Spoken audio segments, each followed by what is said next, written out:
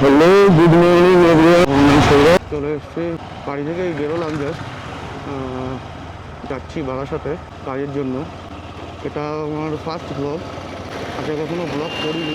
দেখা যাক কী হয়, নতুন করে শুরু করলাম সব। বেরিয়ে গেছি, হাবড়ায় ছেড়ে অশোকনগরে ঢুকছি। গাড়ি হাবড়া পিডো ইন ড্রাইভ।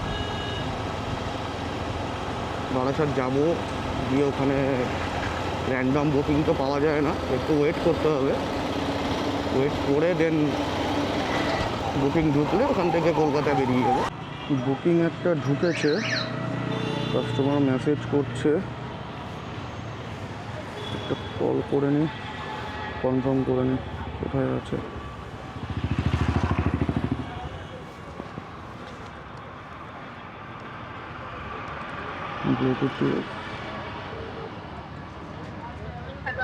হ্যাঁ ম্যাডাম, কোথায় আছেন? বেশিক্ষণ লাগবে না, আমি যাচ্ছি জাস্ট 1 মিনিট, 5 মিনিটের মধ্যে ঢুকছি।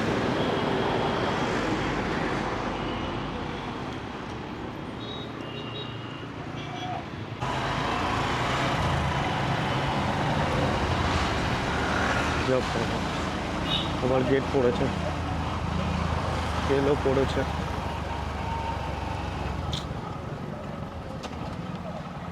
সব প্রবলেম একসাথে হতে হয়।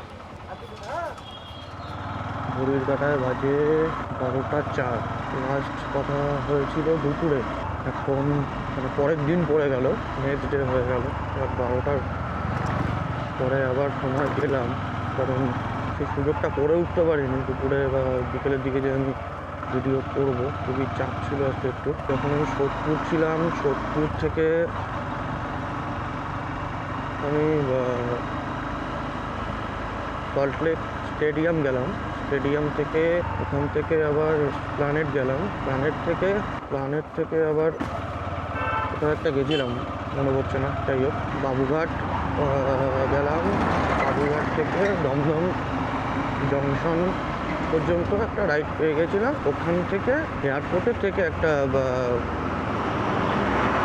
বুকিং আসলো পুরো দত্তপুকুর অবধি। তো বেশ ভালোই হলো, দত্তপুকুর অবধি ফেরার পথে ফ্লাইটটা হয়ে গেল। তো আমি দত্তপুকুর থেকে বেরোচ্ছি এখন। সব দত্তপুকুরের চায়ের দোকানগুলো খোলা, এগুলো সারা রাত খোলা থাকে।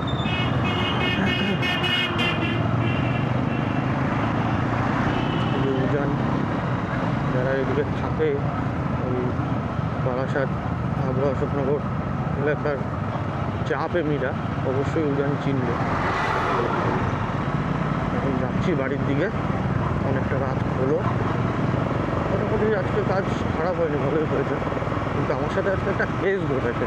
কেস মানে মারাত্মক কেস। কেসটা হচ্ছে, আমার আরেকজন আছে, দাদা কাম ফ্রেন্ড, জিদ্দা, ওরও বাড়ি হাবড়ায়। ও সেম কাজই করে। ওর সাথে আমার দুপুরের দিকে কথা হচ্ছে, না বিকেলের দিকে কথা হতে হতে আমাকে একটা বিষয়ে সাবধান করার জন্য বলছিল যে ফেক বুকিং আসবে, কিন্তু বুকিংটা তোমার ফোন করে বলবে অমুককে একটু টাকা দিয়ে দাও, বা তোমার অমুক কিউআর কোডে একটু টাকা পাঠিয়ে দাও, এরকম ফেক বুকিং আসবে, সাবধান দেবে। একটা কথা বলছিলাম, এই বিষয়ে আলোচনা করতে করতে একটা আমার এরকম আসলো, একটা রাইড আসলো, রিসিভ করলাম রাইডটা। ফোন করেছি আমি, ফোন করে বলছে হাওড়া স্টেশন যাবে। তা যেই ফেয়ারটা মানে যেই ভাড়ার অ্যামাউন্টটা দেখাচ্ছিল, আমি তার থেকে একটু বেশি চেয়েছি। এবার কাস্টমার আমাকে বলছে তার থেকেও বেশি দেবে, মানে তারপর 100 টাকা যদি হয়ে থাকে, আমি বলেছি যে 150 করে দিতে হবে। কাস্টমার বলছে 150 আমি 200 করে দেবো। বাহ, ভালো ব্যাপার। জিদ্দা লাইনে ছিল, ফোনে ছিল তখনও।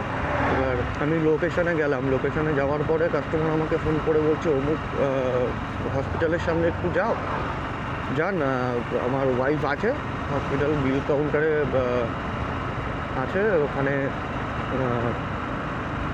পেমেন্ট করবে, ওখান থেকে পিক আপ করে নেবে, অসুবিধা নেই। আমি গেছি, গিয়ে ফোন করেছি। তারপরে আমাকে বলছে হ্যাঁ দাদা, আপনার ফোন নাম্বারটা, গুগল পে নাম্বারটা বলুন, আমি টাকা পাঠিয়ে দিই। গুগল পে নাম্বারটা বলার পরে আমার মোবাইলের সঙ্গে সঙ্গে মেসেজ ঢুকলো 5200 টাকা। এবার কী ব্যাপার, 5200 কেন? আমাকে ফোন করে সঙ্গে সঙ্গে বলছে 5,200 টাকা পাঠিয়ে দিয়েছি, 200 টাকাটা রেখে দিয়ে আমার ওয়াইফকে 5,000 টাকাটা দিতে হবে। বলছি আপনার ওয়াইফকে আমি কোথায় পাবো এখন? ওয়াইফকে পেতে হবে না, আমি কিউআরটা পাঠিয়ে দিচ্ছি আমার ওয়াইফে, এই কিউআরে টাকাটা পাঠিয়ে দিন, আমার ওয়াইফ বিল কাউন্টার থেকে বিলটা মিটিয়ে দিয়ে চলে আসবে আপনার এখানে। আমি সঙ্গে সঙ্গে জিদ্দা তখন লাইনে ছিল, আমি সঙ্গে সঙ্গে জিদ্দাকে কনফারেন্সে নিলাম। কনফারেন্সে নেওয়ার পরে জিদ্দা শুনলো বিষয়টা, শোনার পরে জিদ্দা বলছে মানে শুধু গালাগালি দিল। দেওয়ার পরে ও ফটাফট ফোন টোন কেটে দিল। আমার হোয়াটসঅ্যাপে পাঠিয়েছিল কিউআর, সেটাও দেখছি ডিলিট করে দিল, দিয়ে ফোনটা কেটে দিল। এবার আমার ফোনে এখনও মেসেজটা আছে, মেসেজটা কীভাবে পাঠিয়েছে দেখলে, হট করে দেখলে কেউ বুঝতে পারবে না, ঠিক আছে? এবার আমি দেখাচ্ছি মেসেজটা। এরকম ফ্রড অনেকের সাথেই করেছে।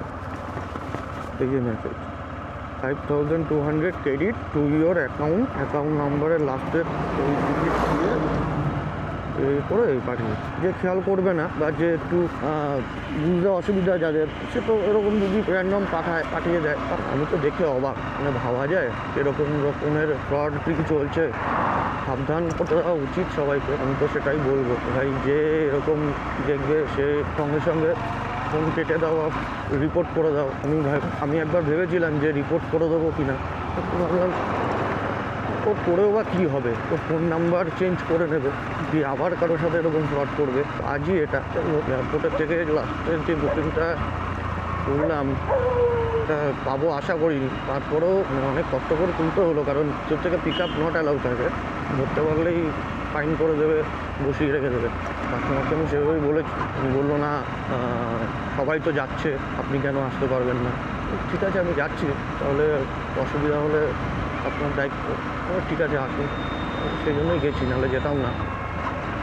রাইডটা ক্যান্সেল করে দেওয়া হবে, খালি ফিরে আসতে হতো। বাড়িতে যেতে এখনও 20 মিনিট 21 মিনিট সময় দেখাচ্ছে।